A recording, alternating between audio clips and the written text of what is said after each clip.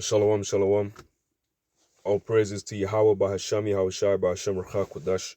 Double honor to the apostles and elders of Great Millstone that rule well, labor in the word and doctrine. Shalom and in peace. May that be unto the elect of the nation of Israel. Right, so in Sirach chapter 2, concerning the certain persecutions, troubles, stress, and pressure we may go through, and you can't fold, you can't get weak, you can't faint. When you feel, just like it says, bodily exercise profiteth little, but godliness is profitable unto all things.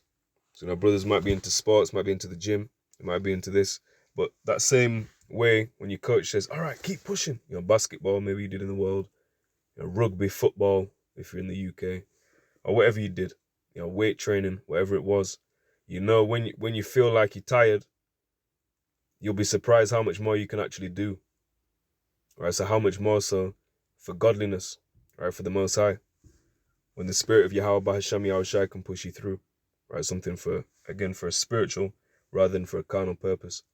So we've all struggled, with certain shit in the world, gone through that to get something or to aim for a corruptible crown. So we need to keep pushing for an incorruptible crown.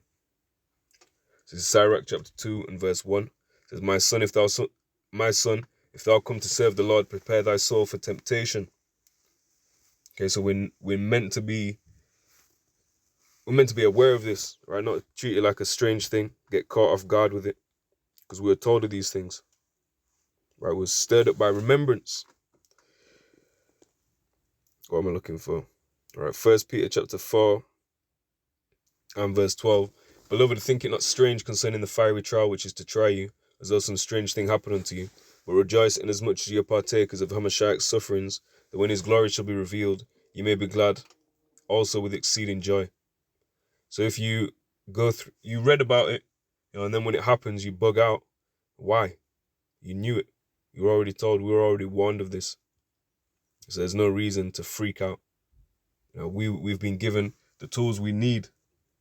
We've been given all that we need to make it to the other side. We've been given the keys, the password, should I rather say, right? The names of Yahawah, Yahawashi, right? Calling upon Yahawah, bahasham, Yahawashi in sincerity, in faith, is how we're going to make it out of here, right? By faith and by works.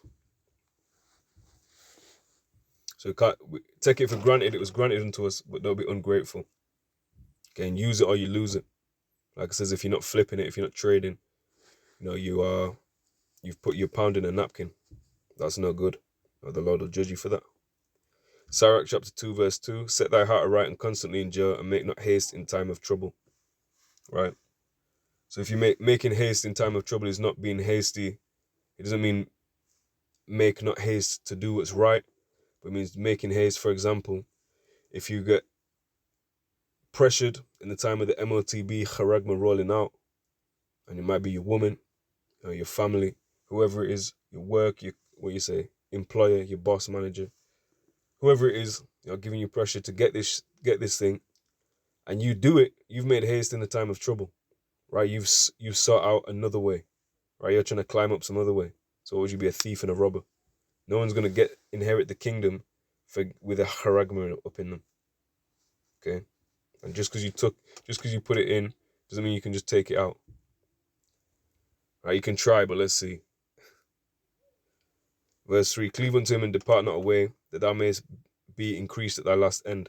So similarly, going back to the bodily exercise analogy, when you're doing weight training, you're lifting, so you start off 5 kilograms, you progress to 7, 10, 15, so on and so forth.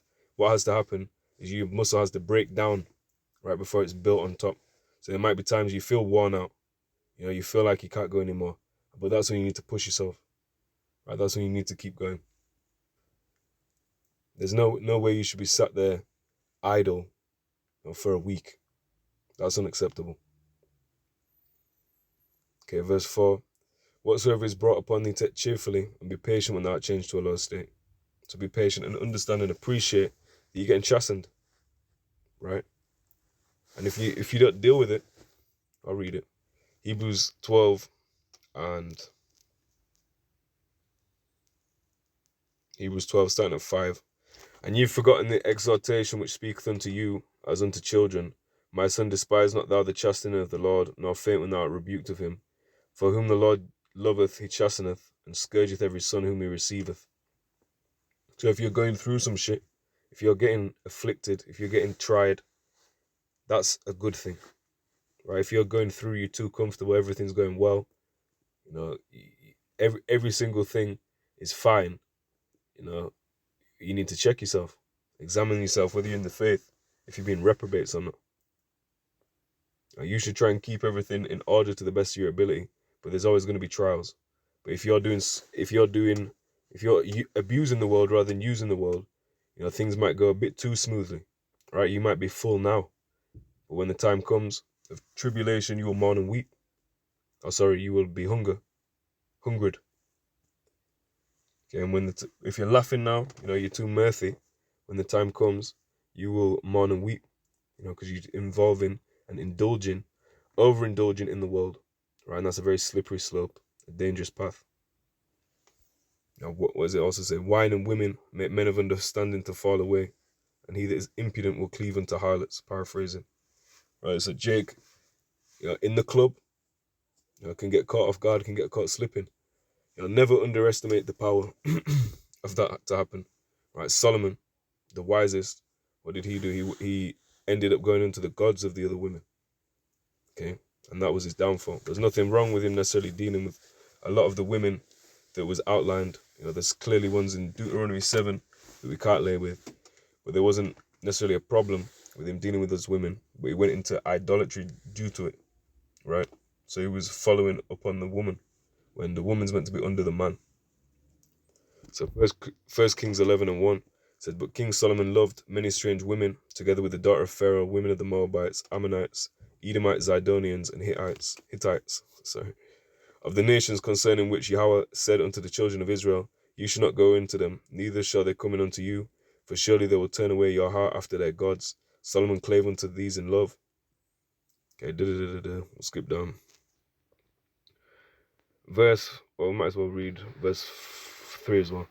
And he had 700 wives, princesses, and 300 concubines, and his wives turned away his heart. For it came to pass when Solomon was old, that his wives turned away his heart after other gods, and his heart was not perfect with the Lord Yahawah, his power, as was the heart of David his father.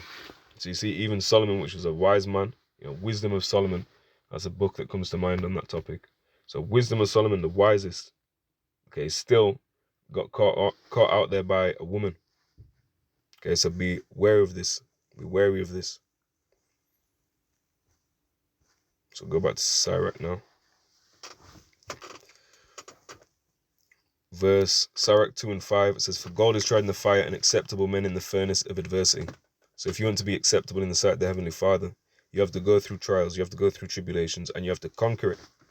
Right? You can't sit there, you can't be faint, weak-hearted. What does it say there, verse 12? Woe be to fearful hearts and faint hands, and the sinner that goes two ways. So fearful hearts is fearing of man, right? There's nothing wrong with fearing the Lord. If you've got a fearful heart towards man, you're fearing him that can merely destroy your body, rather than him can destroy both soul and body in hell. You know, you got your priorities wrong, and it's a lack of faith.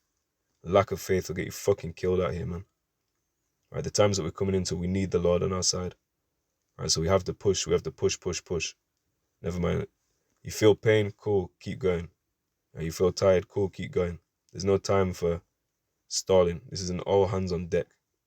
Right?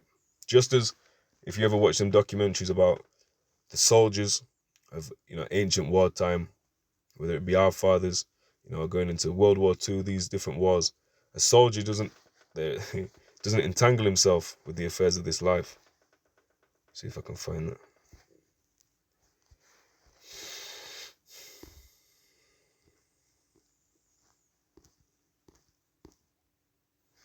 2 Timothy chapter 2 and verse 3, thou therefore endure hardness as a good soldier of Yahawashi HaMashiach. And none of the soldiers of World War II were in the trenches, you know, and succeeded through crying, you know, bawling out and not doing anything productive. You know, sitting there feeling sorry for themselves. That's not how you conquer. Right? So if we want to win this war, if we want to run this race and conquer spiritually, you know, fighting these principalities, you know, various spirits out here, then the way is to keep pushing, keep going when times get tough. Right? And that attribute, when developed, will serve you. Okay, but it's not necessarily going to be the easiest thing. You have to continue. 2 Timothy 2:4. No man that warreth entangleth himself with the affairs of this life, it may please him who hath chosen him to be a soldier. And if a man also strive for masteries, yet is he not crowned except he strive lawfully. Okay, so when we're looking for the masteries of these scriptures,